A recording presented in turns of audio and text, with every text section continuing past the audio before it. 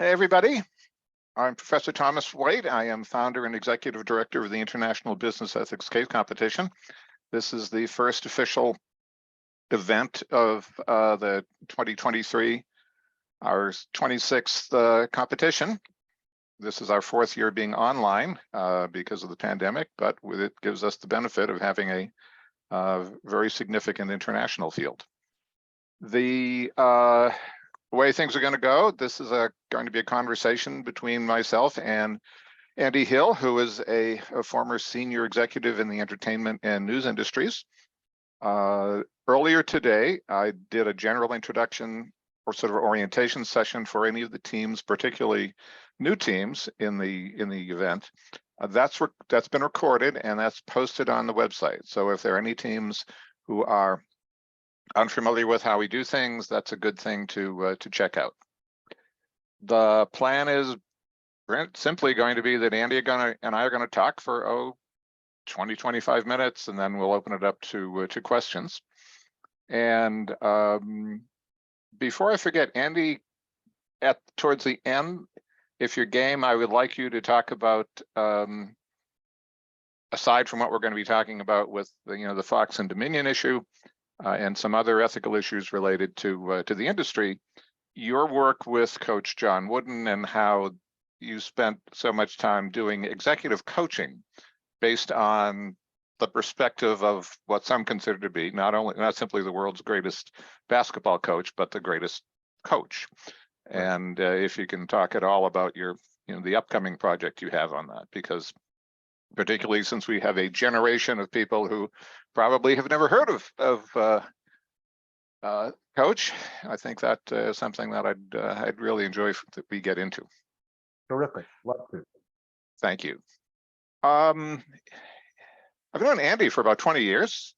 He is a very interesting and very talented individual. We met a CEO who was, I believe, CEO of a map company at the time, Thomas Brothers, introduced us. Somebody said to me, "This guy's really interested in ethics. You should talk to him." So that's how we met. It would take a long time to really do justice as far as giving Andy's bio. So I'll give some details and he can elaborate on that. But he was president of CBS Productions at a time when they basically owned an entire segment and operated in a way that was absolutely unheard of in terms of successful production. He was president of programming at Channel One, which many people do not know about, and that's news. So this is relevant. He has had a significant career as an executive coach, and this isn't at all talking about the fact that his first contact with Coach John Wooden was as a basketball player on kind of one of the coach's teams at UCLA, which especially if you lived at all in UCLA, that was sort of, UCLA was a shrine to basketball. And Andy and Coach formed a long-term, very close relationship and did work together. And as I said, one of the interesting things about Andy is that after CBS and Channel One, he went on doing a very interesting executive coaching based on the sort of the perspective of Coach Wooden's pyramid of success. So we'll get to that. But Andy, we have what, Tom? About 4 hours? Well, that's what I said. This is going to be a snapshot of a bunch of things. Okay. So the world of television and entertainment is very different now than it was, in your heyday. Tell us about, and especially the fact that, when you were head of CBS Productions, you basically owned an entire sort of demographic and a character of programming that you sort of brought to sort of an art form. Mm-hmm. Talk about that, because it sort of gives us some perspective of how you've been informed to then look at the current state of affairs. Sure. Well, the CBS audience was always kind of skewed towards what we called C&D audiences, not the big urban metropolitan areas.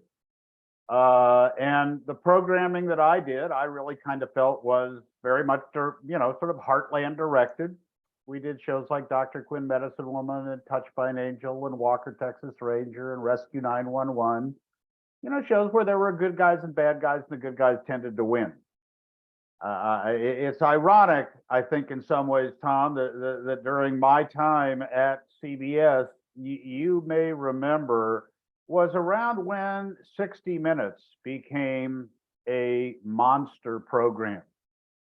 News was always seen as a public service. There were 3 networks. They operated on public airwaves that they were granted access to by Congress. They were hauled into Congress to renew their license to prove that they were doing effective programming. There was an obligation to present both sides of issues. And I think that when 60 Minutes kind of took off and became this, juggernaut of ratings, and of course, you and I both know ratings are dollars. They're the television equivalent. And what's driven so much of this now is no longer what we used to quaintly think of as the public good to have an informed citizenry, but it's driven by ratings and dollars, where in truth, we have seen the absolute distillation of that in the internal communications at Fox, where clearly their guide to what they should put on the air was not the truth, but what their audience wanted to hear. They felt that they needed to continue to feed their beast. And so I guess in a way, this was sort of the inevitable Thelma and Louise moment for the news business, because it's now become so mistrusted. I went to the Fox News website yesterday, and unless you really wanted to go halfway down the site, you wouldn't know they settled with Dominion. So part of, the thing that's one of the big things that's so different between, what you're describing and what we currently have is, if I'm reading this right, there was really sort of a firm line between news and entertainment. And there was a news division and there was a entertainment division. Now sports was separate, but sports came under entertainment, I know, eventually. Yes, correct. But once again, sports was seen as entertainment, just it was an offshoot of the entertainment business. But yes, there was this sort of sanctity of the news being a separate and totally separate division. And of course, the issue then became everybody was chasing the same dollar. You're almost old enough, Tom. I can see that white hair. Remember that CBS used to do what they called white papers, which were, documentaries about subjects of interest to the general public. What a quaint concept that is today. They didn't do them for ratings. They did them because they were given access to public airwaves, and there was an obligation to give back. And, boy, that seems like 400 years ago. But at the same time, I can remember at one point, sort of speaking of ratings, not to downplay them, I can remember at some point you said to me that, the way you would start your day was open your eyes, roll over, grab the phone, and call New York to find out what the ratings were for overnights. That's correct. And yet, and so you were hitting the market, you were hitting the middle of the market. And so with that, the kind of programming you were doing, which is fair to say, was appealing to the majority of the population. I mean, that was the idea, that we were in the broadcasting business, and that our intention should be to cast as wide a net as possible and to appeal to as wide an audience as we could. So sure, that was the whole concept. Now, of course, we then get into all of these crazy ideas like, demographics, where essentially, once you reach the age of 54, the advertisers didn't care that you watched it all, as if people who are old didn't have money and free time. I never really got that part of it, but and CBS not only had a more rural but an older audience, which was less highly valued. The most valued audience was the 18 to 49 demographic. That's where the money was. All I know is when I was 18, I had to go ask Dad for a loan. I mean, they didn't have any money, but that's the way that Madison Avenue has sort of, filtered this out and kind of defined the way television is developed. But now there are so many different avenues and streaming services and networks I've never heard of. So, there's a tremendous amount of diversity of programming out there, that's for sure. And the old audiences, will never happen again. The last TV movie I ever did was a thing called I Was a Mail Order Bride, starred Valerie Bertinelli. She was wonderful in it, and it did a 38 share. That doesn't happen anymore.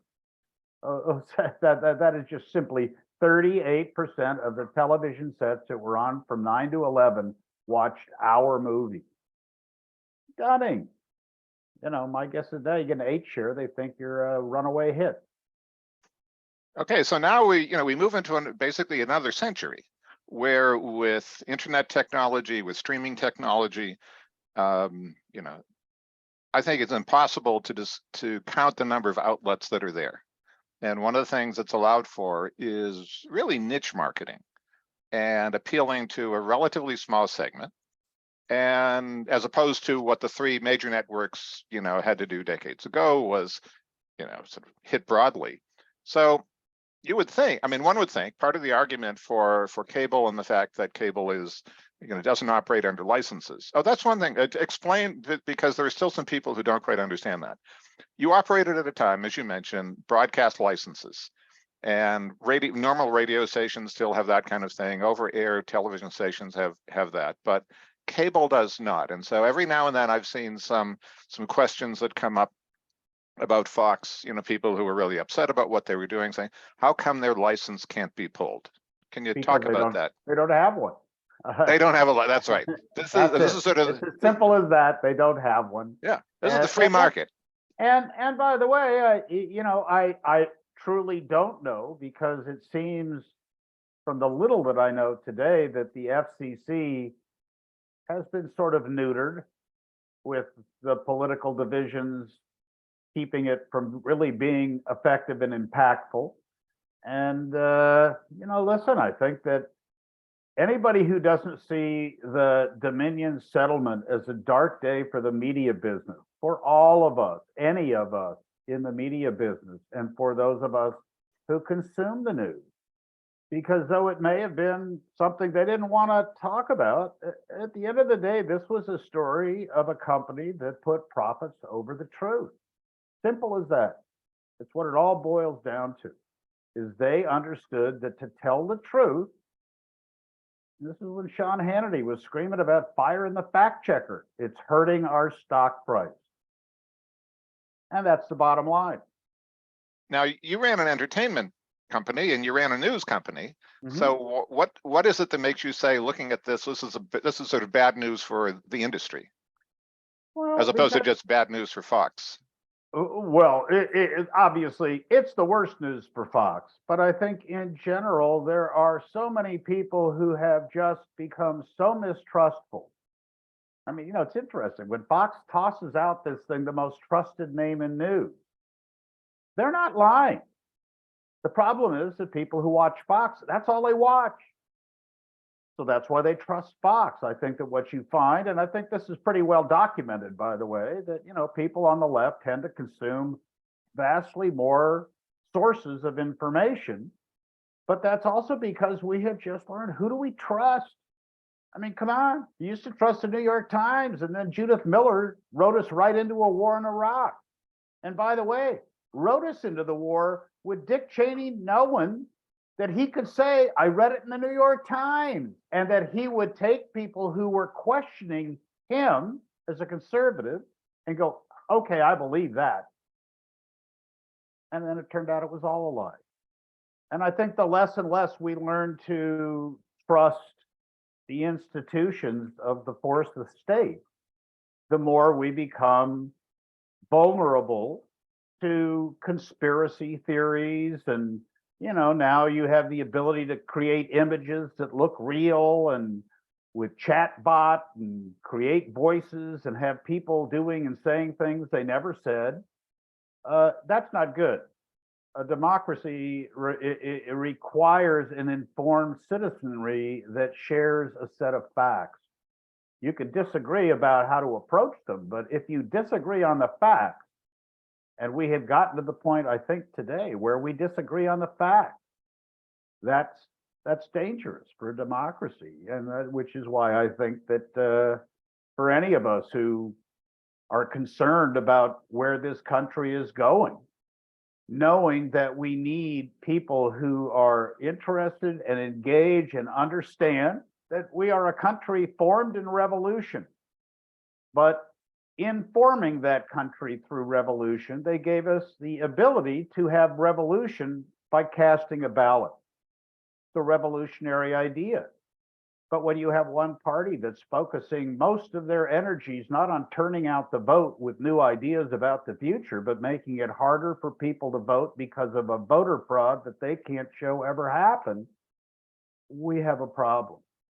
And all of these things are exacerbated because the right-wing Wurlitzer with Rupert Murdoch at the controls, which he admitted in his deposition, he could have stopped it. He knew it was wrong and he could have stopped it. That's why they settled. They have no excuse. I mean, they even tried to hide the fact that he was in charge of the news division. And then when they found out, he claimed it was an honorific. A what? An honorific? But now when you refer to that, and the fact that, the news division and presumptions we make about a news program is part of the issue here, and sort of is part of the problem about why Fox is going to end up writing such a big check, is because they call themselves news. Would it have been, and sort of going forward, would it make sense, particularly as any other company looks not to get tagged in the same way they did, to kind of go back to that sharp demarcation between news and entertainment? Nobody takes Saturday Night Live as their source for news. Would it make more sense? Would it be more honest for Fox sort of to drop the news division and their election calling, which is actually, a gold standard for election prediction, and just go with the commentators and opinion and call themselves not Fox News, but Fox Entertainment or Fox Opinion or something like that? Call Rupert, heck of an idea. But well, would that? Well, but listen, you are 100% correct about something that, that isn't just about Fox, which is that news should be clearly separated from entertainment/opinion shows. And they run them on CNN and they run them on MSNBC as well. And when you see the insidious way that the lines that used to be sacrosanct, I mean, to throw it over into entertainment, look at all the product placement now. That you couldn't do that before. Absolutely not. You can't do it. Now it's a major part of how they make money. And at the end of the day, if you look at all this stuff deeply enough, there's one thing that's a common thread in all of them. It's about making money. They're just trying to make money. Unfortunately, when you're trying to make money doing something that really is a public trust, which is the Fourth Estate, it's why they have that First Amendment protection that these liars keep hiding behind. Because it's important that we have facts and things that are really happening to base our opinions on, rather than this, what does our audience want us to do? Who do they hate so we can go give them a good reason to hate them more? It's an effective programming strategy, by the way, in a very dark, sick way. I can tell you that, when people used to sit around talking about how do we get a big audience, the first thing anybody, everybody would always, somebody would pop up. Well, we could we could have a public execution. That'd be a big number. And it would. But you kind of, okay, now let's back up from that. That's a bad idea. Unfortunately, I think for some of these people, we didn't back far enough away. I think that what you have found is that they have found this toxic sludge that people like to eat. They keep it on all day. It's a self-reinforcing Wurlitzer that creates an earworm that people can't get out of their head. I mean, how many QAnon predictions have to not come true before these people start to think that it maybe not be true? And I don't have an answer because nothing's come true. Okay, but go back to your experience with Channel One, and sort of with that as a mindset, and respecting the fact that, you know, we have an audience of young people, you know, who are still in formative years about how they get information. Based on, you know, your sense of having run news Right. and giving guidance about how to do that, what should someone who wants to, I mean, you're right, no matter left, right, center, what we need is facts, you know, and we all start from the same facts, you know, fine, we can then disagree about various things, but it's critical that we just start with facts. So what would you say if someone's saying, well, gee, okay, so Fox wasn't as trustworthy as I thought, and you just kind of go down the line of all the various networks, what would you recommend to people about how to get good facts based on sort of your experience about sort of the ups and downs of that industry? Read a lot, and read a lot of different sources, and find out which opinion. There's some fantastic opinion writers, by the way, where you can learn a lot. I mean, you know, when you hear that something's opinion, doesn't mean it isn't true. There's some fantastic opinion writers, including my old friend Kareem Abdul-Jabbar, one of the great columnists in America today. If you don't subscribe to Kareem's Substack, subscribe. What a thoughtful columnist. Gene Robinson, Paul Krugman.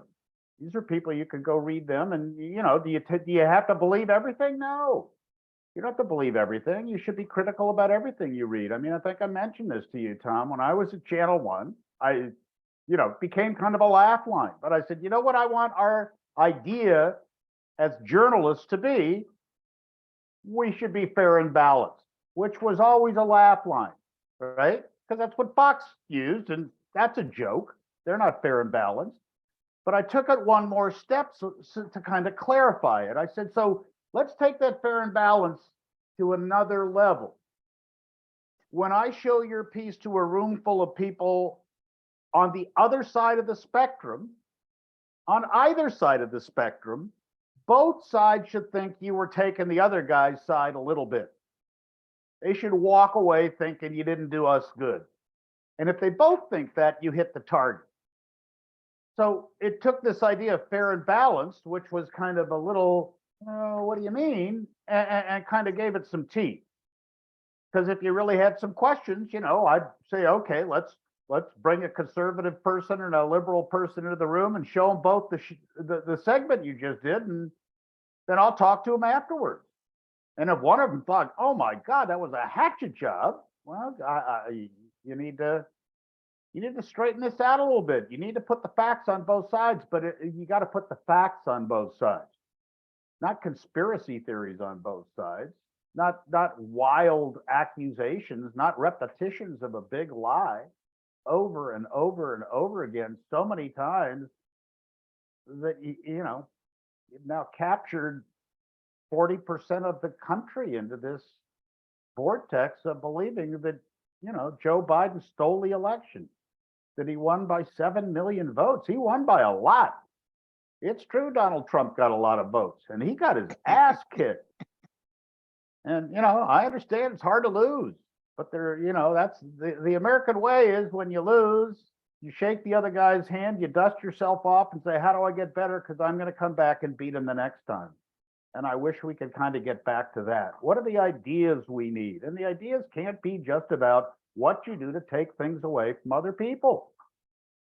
You know, So I do think that the Republican Party had a winning issue in terms of being a party that believed in smaller government. Government should stay out of your life. But they lost that. Government should emphasize states' rights. And now we've got a judge down in Texas writing an abortion law for America.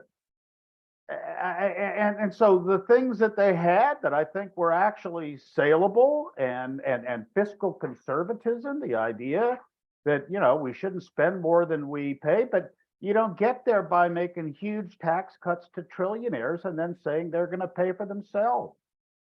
So, we're living in a world where, we're not getting accurate information. And I'm not saying the left gets nothing but accurate information. That's a joke. Of course, that's not true. But the steady diet of misinformation on the right is not helping anyone. And by the way, particularly not the people who are voting against their own best interests by supporting tax cuts for trillionaires that somehow are going to trickle down to them someday. Good luck.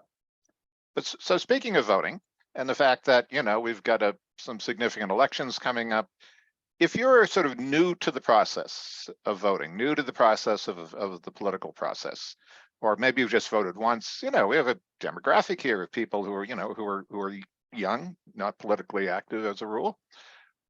Where would you point? And if they say, look, I want to get good information. I want between now and the next time when I cast my ballot next year. Mm-hmm. Where do you point? In what direction do you point them? I mean, whether it's online or television stations or anything, particularly since we're a less reading culture than we used to be. So where would you point people who say, again, I want facts, but I want to get them, in a way that's easily digestible, and because I want to be able to cast a vote without either being, conned by the left or the right, or whatever. So what kind of advice would you give? Wow, that is I don't think I've said this to an interview question ever. I don't know. And that makes me very sad. That's my answer. I don't know. And that kind of breaks my heart. I mean, maybe 20 years ago, I might have thought that, go read the New York Times, but come on, I read the New York Times.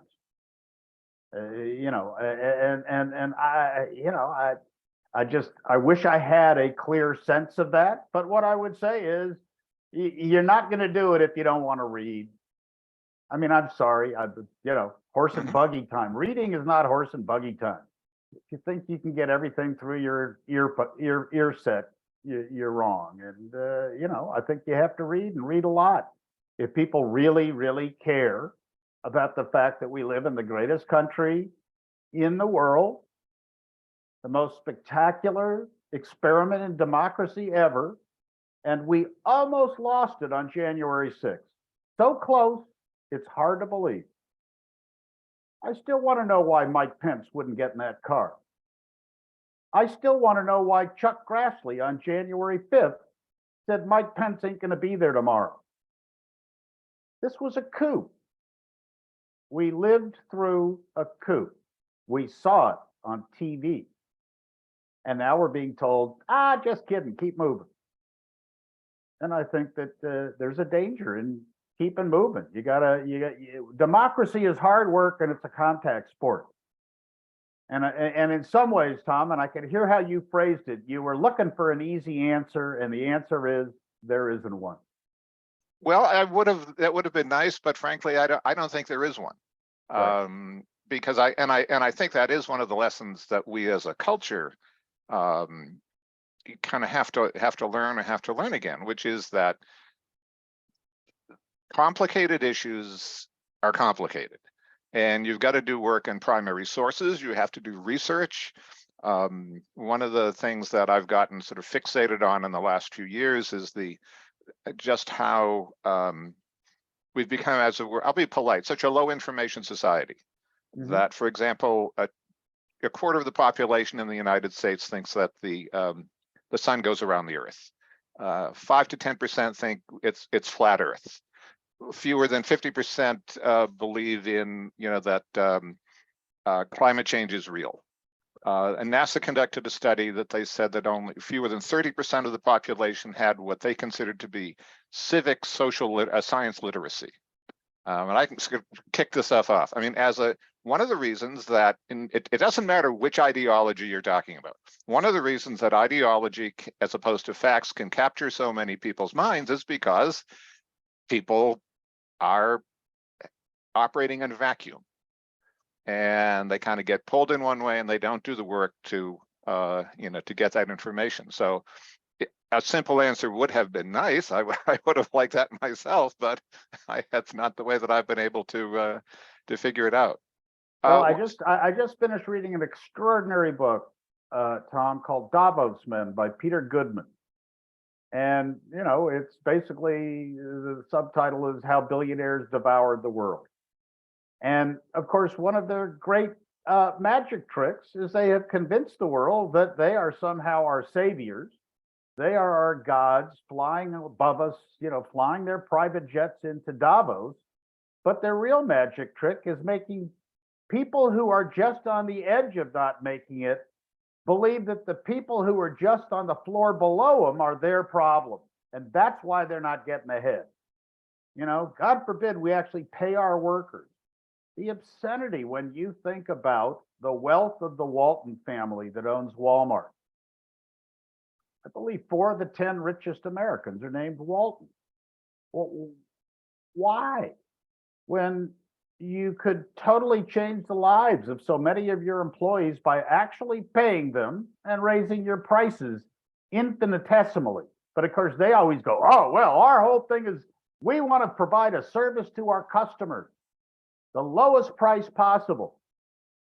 And that's good, but that's got to be balanced with at what cost to the people who work for you. The idea see, that anyone in America can work full time and needs government assistance, that's an obscenity. but see the perspective that you're taking in order for someone to sort of decide whether or not what you're saying makes sense or not is one that requires, and this is when I talk about the hard work. So, and I know you've done this. This means you go back like 50 to 75 years. You look at the structure of the economy over that time. You look at tax rates. You look at government spending. You look at deficits. You look at all sorts of things. You look at income distribution. You look at poverty levels. You look at education levels, cost of housing, cost of food. When you look at all of that, you get a picture of life on the ground. And one of the things that you're pointing out is that we've become a society in which we don't do that. And we sort of, if somebody says, well, I'll give you the secret to success because I've made it, we're a little too ready to accept that. And I think one lesson, I've always taken from our conversations, and I hope that the students who watch this will as well, is that, in the end, there just is no substitute for getting down into the data. And that means all the things you're talking about. And so, and that's where you get to control your own life. Right. You get the data. And there is actual, and that's the important thing, Tom. There is data that suggests that in the 1950s, which for so many people who are nostalgic wearing these red MAGA hats, boy, those were the good old days. Now, if you were a woman or black or brown, maybe it wasn't the good, but for a white dude, sure. But the top tax rate was 92%. We had a Republican president, 92%. A few years back, Warren Buffett, speaking to a room full of CEOs, said, I'll give $1 million to the first guy who can prove to me that he pays a higher percentage of what they make in a year than their secretary. And he didn't pay anybody. And yet, yesterday I saw this headline, Democrats think the solution is to soak the rich. Soak. What does that mean? Well, so there again, it's a matter of, you have to talk about facts. You don't have to talk about language. But I want to shift gears because as I mentioned before, you have this long career as an executive coach and one that grew out of your relationship with Coach John Wooden. Mm-hmm. For many people, that would seem to be a really odd source of inspiration for telling executives how to operate. Sure. So can you share about that? Well, just a quick line on Coach Wooden, greatest coach in the history of sports, won 10 national championships in 12 years, 88 games in a row, records that'll never be equaled, voted by Sporting News the greatest coach ever. And when I left UCLA, because I didn't get to play much, I didn't talk to him for 25 years. And yet what I didn't realize was that I had taken from him and developed an idea about how you lead and manage others that clearly was the reason why I was able to be successful in my career. It wasn't because I was good looking or, that nice a guy. I knew how to get a group of people to work together for a common goal. And when they reached that goal, hopefully they thought they got there on their own. And that was pure John Wooden. And, after I got fired by the lovely and talented Leslie Moonves, if you want to know more about him, go read Unscripted. It's nice I can brag about it now. I was trying to figure out, well, what's my strength? And I realized that my strength was I was really good at leading. And everything I knew about leadership came from this guy I hadn't talked to in a really long time. And so I called him up. It was a life-changing phone call. After that, we sort of became best friends. His daughter used to call me his son from another mother. And, we ended up writing a book together about leadership. And, of course, I think part of our connective tissue, Tom, has always been Coach Wooden was a very ethical man. He won 10 championships in 12 years. I grew up in a city where there was a manager by the name of Leo DeRocher, and he was known for his saying, nice guys finish last. No, they don't. Being ethical doesn't make you weak. Being humble doesn't make you a pushover. And we need humble, servant-based, ethical leadership in the 21st century. And I feel like there's so few examples of it. I can't talk about it much. I'm working now on a book project, hopefully, that will really be targeted. This may sound odd because it's really based around John Wooden, but really targeted towards women's leadership challenges in the 21st century. For one thing, Coach would love anybody to steal his ideas. So if I said, well, how about a bunch of women? He'd say, great, that's fantastic. But I do think that, there are a lot of women who are being thrust into positions of leadership who have not had that rare experience that I had of working for a truly great leader. So then in most cases, what people do is they make up a leadership system that's basically formed around, well, I'm not going to do what this one did, and I'm not going to do what that one did. And it's sort of it's an amalgam of negatives. And I've always found that, like with the fair and balanced, and then giving a clear example of what it is to put a target up there. You got a much better chance of hitting it than if you just say shoot at the wall.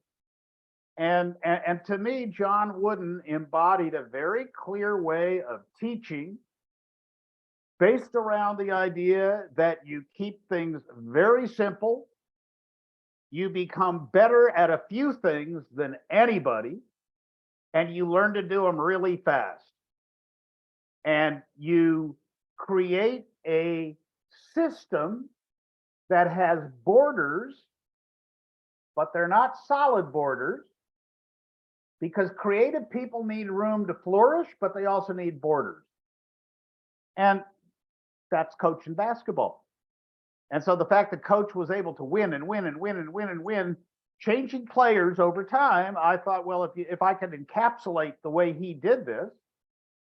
And what I found is also, he had a great ability to really focus on the things that he could control.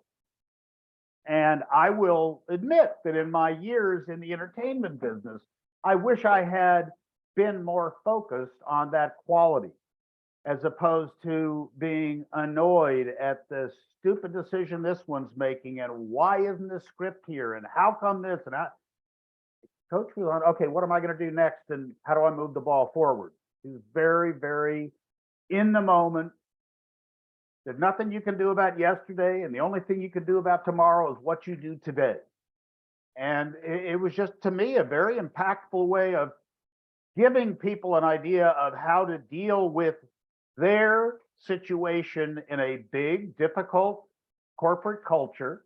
And by the way, that's redundant, big, difficult corporate culture. Big corporate cultures are all difficult. They just are. But there are ways to maneuver within them. And I think that, the lessons of John Wooden serve people who are trying to do that very well.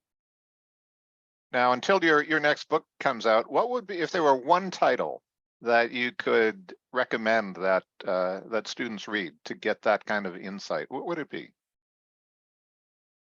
Now, my first book, are you kidding me? Okay, I'm giving you a chance to plug your book. That's a, Be quick, but don't hurry. Actually, that's the best I can do. And it's not about me, it's about John Wooden. But it's called Be Quick, but Don't Hurry. And it really is, sort of, I think the hardest work in that book for me, Tom, was how do I come up with the 21 things that sort of describe his leadership style and make it something that someone else can pick up and use. And by the way, that's the other part of it. It's all very simple and it all fits together. There's a harmonic about it. I've always kind of said Coach was sort of a savant. He was a brilliant guy, one of the smartest guys I ever met, but even smarter than he knew in the way that he put all of this stuff together. And I feel for me that, this is my gift to other people. He gave it to me and I didn't appreciate it at the time, but over time, I really came to appreciate it greatly, as did everybody who played for him, everybody. okay, so I would definitely recommend, the book is Be Quick, Don't Hurry by Andy Hill. I want to shift now, leave some time for questions. So I see we have one already. Okay. Question come up. Great talk, Andy. Could you share an example or a story or two of Coach Wooden's leadership style in action? Great question, because one of the things that Andy's pointed out is that, when you think of a great coach and you think of a winning streak like that, you think of someone, sort of cracks a whip. And Coach Wooden was, a really sweet, humble guy. So yeah, story or whoa, stop right there. He was tough as nails. Well, I mean, you know what I mean. You know what I mean. He's not Bobby. He was not Bobby Knight. No, but that's important, and let me just take it from there because I think that's an important distinction. He held people accountable. He had a temper. He'd get mad. But first of all, when he got mad, he never swore. I don't understand for the life of me why they allow sports coaches to swear. No one else in society is allowed to, only coaches. But John Wooden never swore. And when he'd get really mad, the first things out of his mouth, he'd say, "Goodness gracious sakes alive," which in Indiana is a first-class cuss out. And we thought was funny.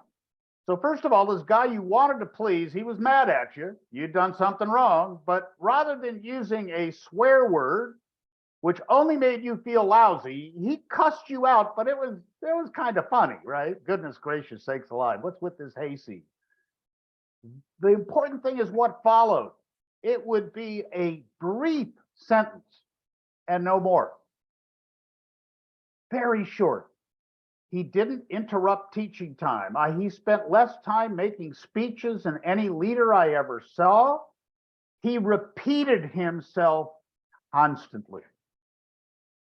I oftentimes tell leaders, if there aren't things that you say that the people under your supervision don't kind of laugh about, you're not saying a few things often enough.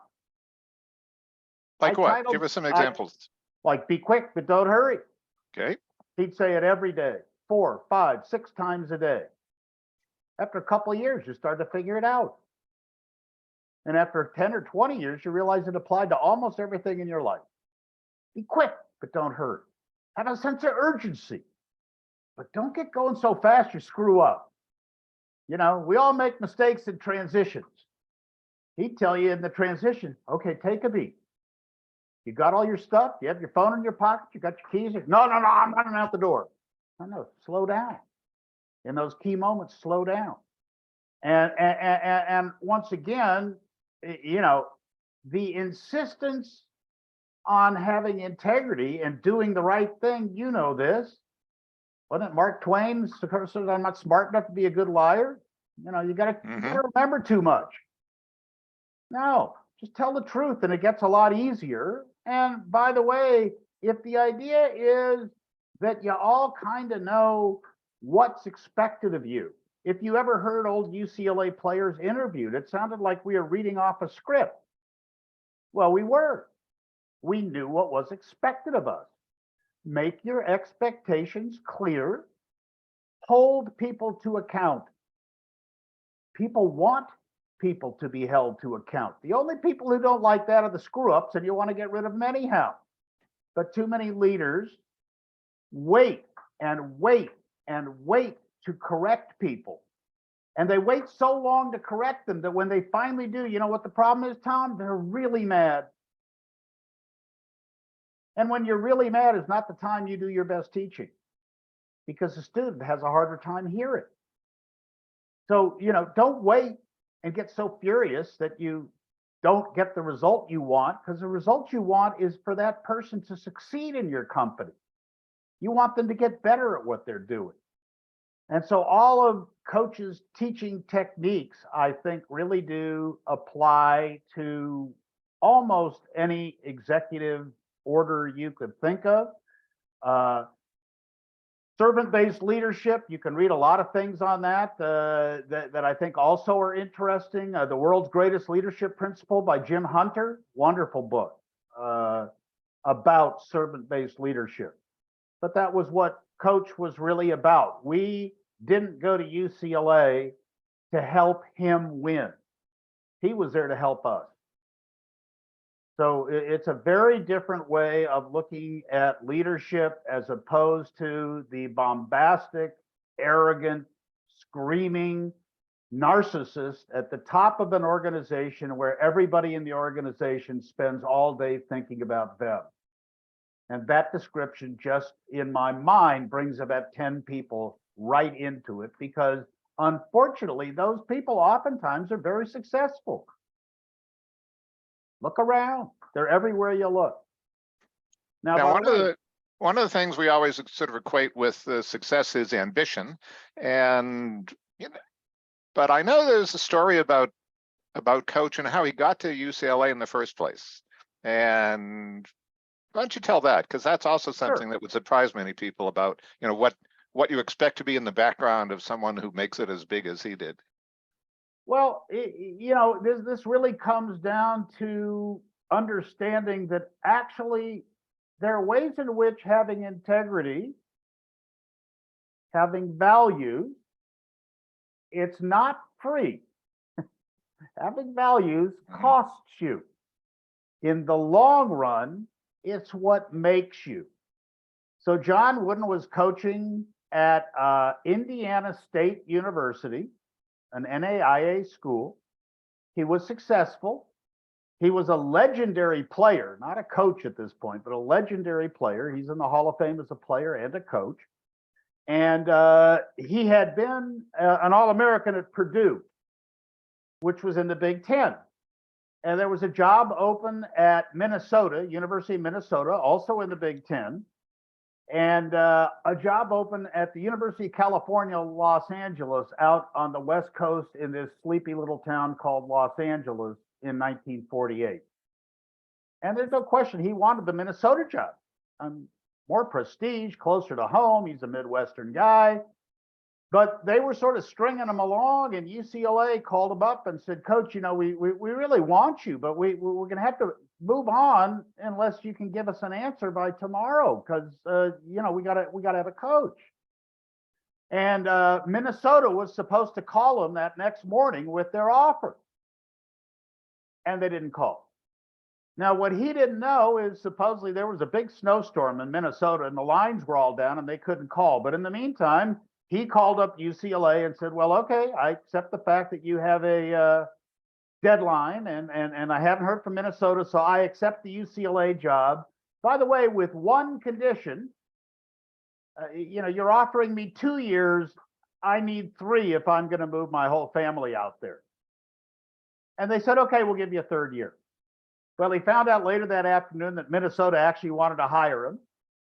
99 out of 100 people would have called up UCLA and said, oh, wait a minute, the lines were down. No, he said, I'd given my word to UCLA. That was all that mattered. And of course, he came out to UCLA and was incredibly successful. But after a couple of years, he was kind of homesick, and he got offered the job at Purdue, his alma mater. where he really wanted to go. And he went into his boss and he said, well, I just got offered this job at Purdue. And they said, well, you know what, coach, weren't you the one who wanted a third year on that deal? And he said, you're absolutely right. And 27 years later, he retired at UCLA as the greatest coach of all time and the happiest man I ever met. And let's not leave that part behind. The happiest man I ever met. If you've got young people listening to this, when you look at these guys on TV, you watch these guys hauled into these courtrooms and acting like they're having a great time. They're the most miserable people you've ever met in your life. They're not happy people. And if you think that having more stuff and a bigger house and a bigger boat and a bigger plane are going to make you happy, you're crazy. It doesn't work. I've had the great good fortune of seeing billionaires and presidents and kings, and they aren't happier than anybody else. It's your family, it's your friends, it's your faith, and it's the way you live your life. Yes, you need enough to get by. Yes, you need to be able to take care of your family. But the idea of, gee, if I was only making, X billions of dollars, somehow that would make me happy, not a chance. And if you behave ethically over time, it's a big bonus, because people who don't, they have a tough time when they try and go to sleep at night. Trust me. I know. I knew a lot of them. And on that note, let's pause just to see if there are any other questions. I haven't seen any other come up, but if you have any other questions you want to log in on, now is the time. So we'll give it just a minute. So were you, while we pause, obviously Andy and I had talked earlier, we had been expecting to have a very different kind of conversation, because nobody expected that there was going to be the settlement yesterday. I think everybody was settled in for 6 weeks. So were you, while we're waiting, were you surprised at the settlement? Well, yes and no. I look at it this way. Of course, I was devastated at the moment that I heard it, because I was really looking forward to putting these people on the stand and having them admit in public that they had lied about something that important. I thought that was important. But at the end of the day, when you recognize Dominion's not a very big company, everyone working at that company is now generationally wealthy. Had they decided to go forward with this case, my guess is, Tom, they wouldn't have seen a nickel for 5 or 6 years if they got paid at all. And my guess is that, somebody telling you, I'm going to give you a $787 million check, but you got to say yes now.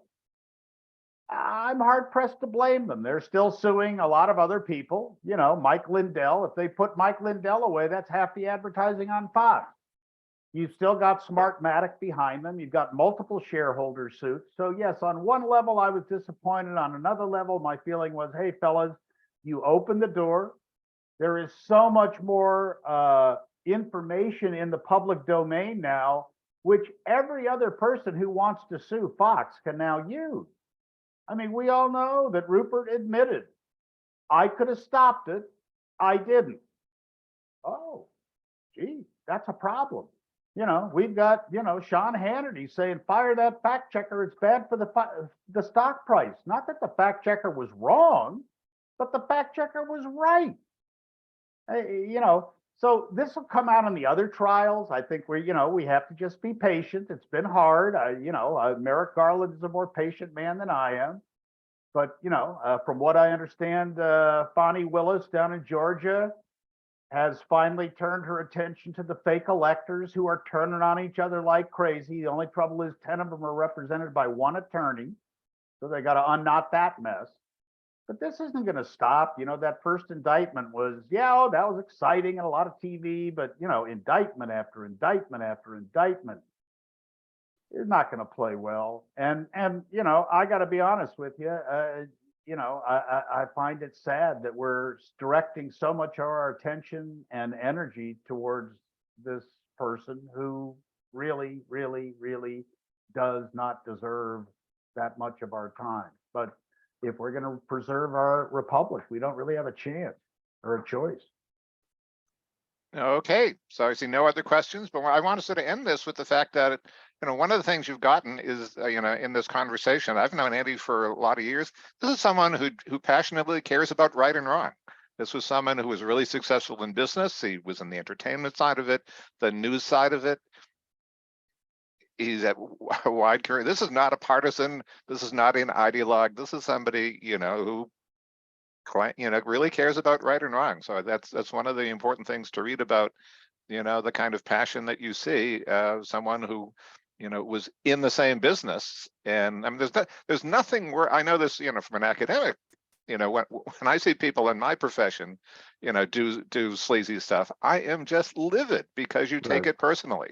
And sort of what you've seen, with Andy, and I've seen this with other people in the same industry, it becomes personal when people, from what you think of should be your tribe, do stuff. And so Well, keep Tom, that. we know that the power to influence is enormous.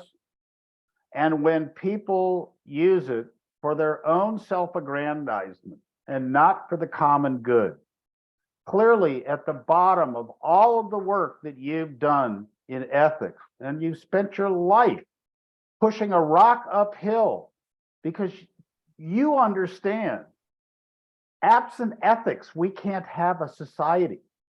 Civilization ultimately collapses without ethics. And, it's a hard sell. People think it's corny, right? Oh, boy, there's Tom White, the ethics. Thank God there are people like you who are trying to get young people to understand that, yes, it is not only possible to be ethical, it's the only way to be. If you want to be successful over time, and you don't, and by the way, this is key, because I think when you look at all these other ass clowns who've gotten us into all this trouble, it's always just about them. If what you're really trying to do is move a group forward, and that's what you're looking for. I mean, at the end of the day, after a lot of examination, what I realized in my life, what drove me, what my North Star was, is that stories can move people. And that you can help people make their life better telling stories. I love to help people telling stories. And I think if young people figure out what drives you, what moves you, and don't start with stuff and things and money, but start with really what is it that makes it through your day and makes it special and makes it exciting. And listen, if one person who listens to this today goes and learns a little bit about John Wooden, wow, make my day. That's fantastic. That's all I need. If you can change one, there's an old saying, change a life, change the world. But what I do know is that the people who do end up being really happy in life spend their life focusing on making other people happy. Wonderful thought to end with. Thank you, Andy. Thank you, guys. And for all the people getting ready for tomorrow, good luck tomorrow and Friday. And so we will kick things off in the morning. All right, Thanks, Tom. Andy. Thank you very much. Take care. Thank you.